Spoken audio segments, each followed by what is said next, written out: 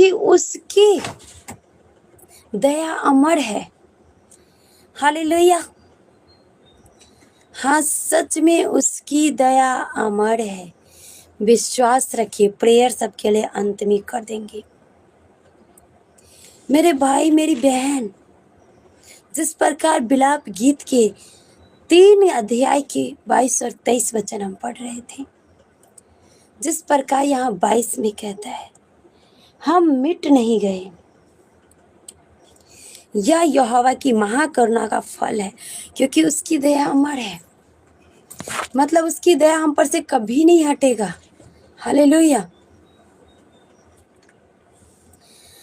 हम सोचते हैं कि परमेश्वर की दया हम पर से हट गया, लेकिन नो नो नो नो, उसकी दया कभी हटने वाली नहीं है। उसकी दया अमर है। वो कल, आज और युगान युग एक सा रहने वाला खुदा है। हालेलुया।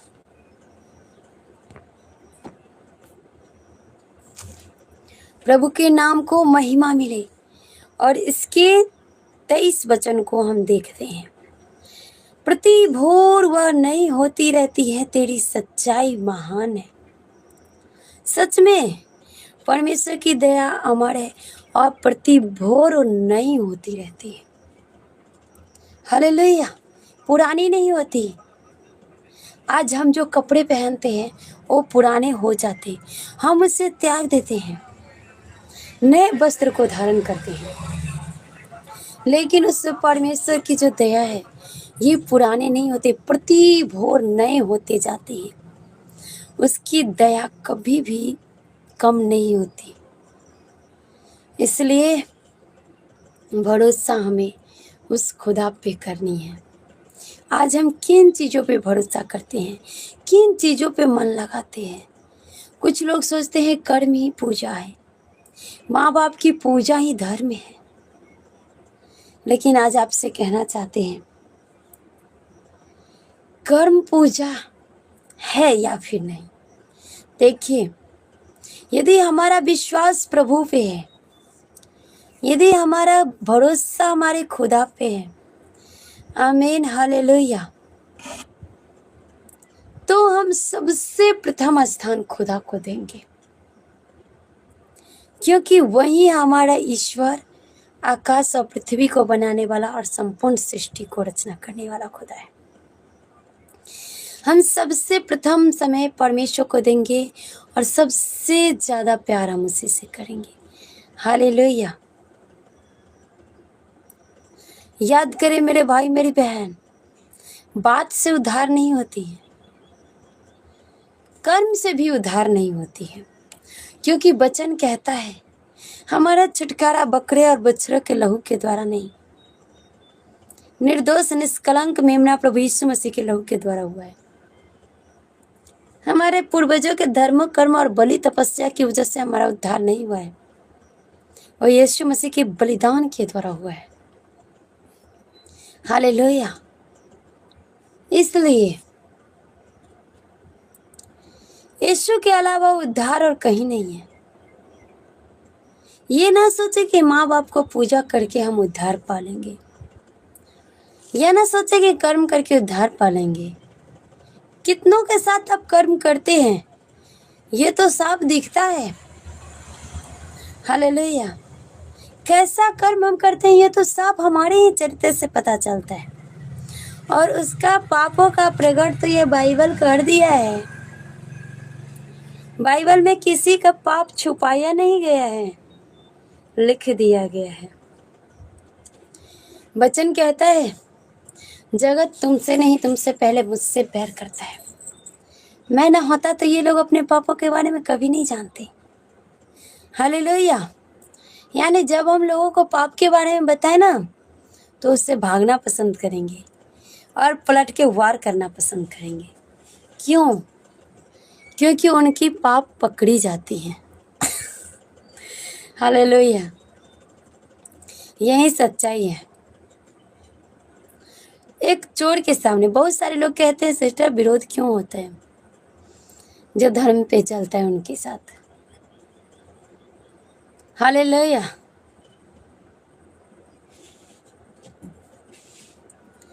मेरे भाई मेरी बहन, आज आपसे कहना चाहते हैं, एक उदाहरण दे रहे हैं।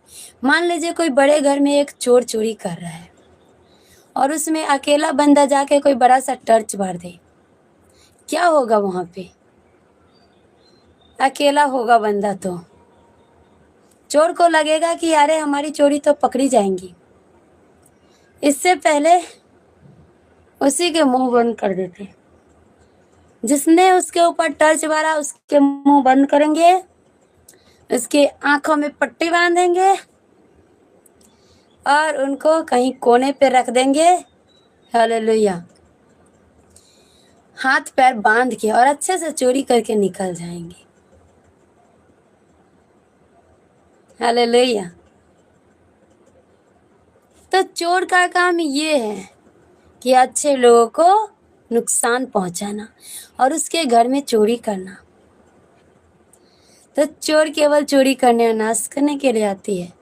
खुदा इसलिए आया कि हम जीवन पाए और बहुत त्याग के जीवन पाए। आमीन। अब बात रही, हम तो बाइबल पढ़ के फेंक दिए हैं। तो ये बाइबल पढ़ के फेंकने से कुछ नहीं होता। बाइबल पढ़ के रख देने से, तकिया बना के सोने से कुछ नहीं होता।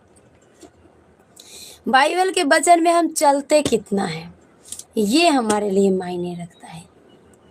हालेलुया। बाइबल के कहो ना, बहुत सारे ऐसे मसीही हैं जो बाइबल पढ़ के ना विद्वान नहीं हो गए हैं। हालेलुया। बाइबल पढ़ लिए, अरे गाली मत दो, फिर क्या करेंगे? किसी को देखेंगे, मौका मिलते ही गाली दे दिया। तो ये वचन हमने अब तक पढ़ा ही नहीं है, इसीलिए हम दूसरों को गाली दे रहे हैं। बाइबल में लिखा है अपने पड़ोसी से प्रेम करो, लेकिन जब पड़ोसी को बाल खींच के मारते हैं ना, तो इसका मतलब हम तो बाइबल पढ़े ही नहीं है। हालेलुया। एक वचन दूं आप लोगों को, आइए हम देखते हैं परमेश्वर का वचन। यशायाह उसके 6 अध्याय और उसके डांस कथी का कहै छै लता। हालेलुया। खुदावन के नाम का महिमा मिले।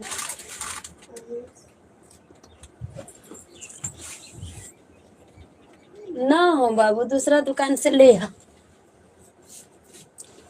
हालेलुया। ठीक है, दे देंगे सविता दीदी। यकीन मानिए, आपका कमेंट आया होगा तो जरूर देंगे। हालेलुया। मेरे भाई मेरी बहन, ये बताना जरूरी नहीं समझते, माफ कीजिएगा। एक बातों को हमेशा याद रखिए, बाइबल पढ़ने से बड़े बड़े ज्ञानी नहीं बन जाओगे। बाइबल को समझना होगा और वचन के अनुसार जीवन जीना होगा। हालेलुया।